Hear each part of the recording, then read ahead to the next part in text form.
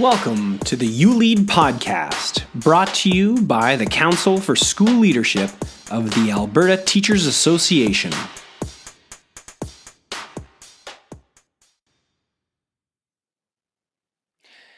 Hello and welcome to the uLead podcast. Today I am speaking to Desiree Cocroft, who is an energizing coach and consultant that seeks to empower leaders to fulfill their fullest potential. An experienced facilitator of over 20 years, Desiree elevates the hearts and minds of her audience while also igniting them to take inspired action. She holds a BA and an MBA in Business Administration from Hampton University, as well as a BA from the University of Wisconsin-Milwaukee in dance. And I'm looking forward to talking to her about that. Desiree is an award-winning author of Get Your Life Today, 7 Success Hacks for Life, Leadership, and Business. She's also a certified life and leadership coach. Desiree has her own podcast called Get Your Life Today, and her expertise has been featured on a whole bunch of places that you probably know. She's an award-winning author and former Milwaukee Business Journal 40 Under 40, who has appeared on stages for TEDx, Innovation Women, Marquette University, the African American Chamber of Commerce of Wisconsin, and more.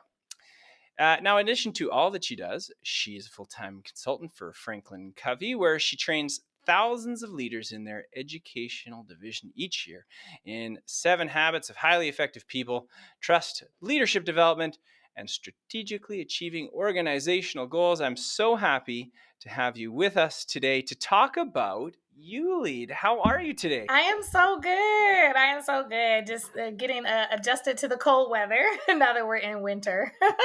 You bet. Absolutely. Well, we are really looking forward to having you join us at uLead and speak to educators all over Alberta and the world.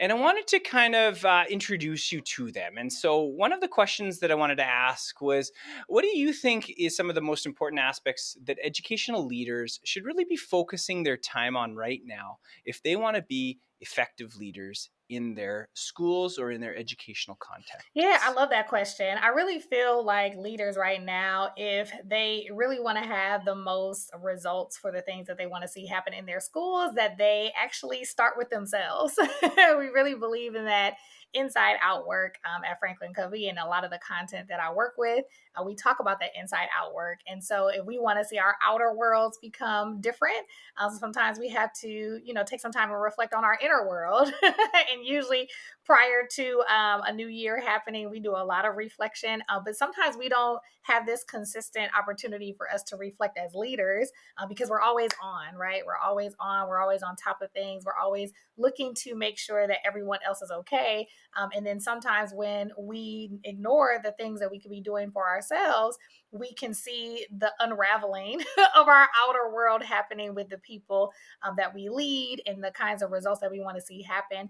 And we might even have some of those, results that we don't like happening in ourselves. I've worked with so many leaders that have been burnt out, stressed out because they are carrying a heavy load of all the issues that come with being a leader. And a lot of it is because they have not created the boundaries, they have not had conversations, and they have not created the strategies or the routines that will really help them be able to sustain the heavy load that comes with being a leader. So I do believe that if leaders want to see their outer world, they want to see their schools, they want to see their districts become better, they need to look inward first.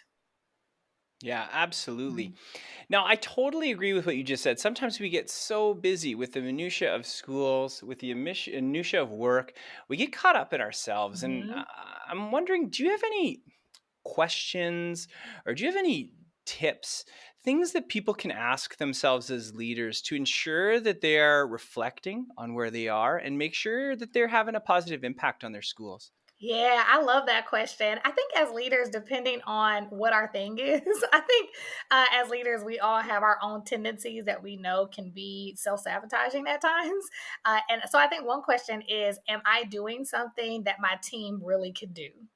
Am I doing something that my team can do? A lot of times we are controlling or we want things to happen, or we think we're doing our team a favor by doing a thing like, oh, I don't want this to be on my teacher's plate. I've heard that so many times. I'm trying to relieve my teachers, but it's at their own demise. And so am I making a mountain over a molehill, right? How can I make what it is that I'm doing, something that can be palatable for my teachers. And honestly, sometimes I think as leaders, we underestimate what could actually be on the plate of those that we lead, because if we really believe our team is nimble, if we believe that they're creative, if we believe that they are those that can handle hard things, they will figure it out in a more creative way than we would. In us having to handle it on our own. Us handling it on our own probably is like the most ineffective way to carry on some things. So I would ask myself, what is something that I'm doing that, I can hand off to, my leadership team. I can hand off to teachers. They probably would do it better. They probably would be more creative in doing it. And, am I underestimating my team, or how am I underestimating my team? What would be the best way for me to operate so that things can be easier for them? That doesn't mean we get to take more things on, but it really makes us have to ask ourselves a question that we don't always have to think about. What are the things that I'm taking on that really is harming my team by taking it on? Yeah.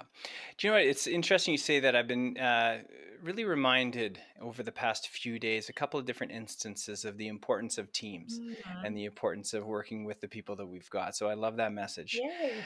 Now, ultimately, when people come to see you speak at uLead and when they leave, I'm wondering, what is it that you want them to retain? What do you want them to remember from what you're going to say at uLead in April in Banff? Yeah, I'm really big at people taking that one thing away. And my one thing is, what is the one thing that you're going to implement?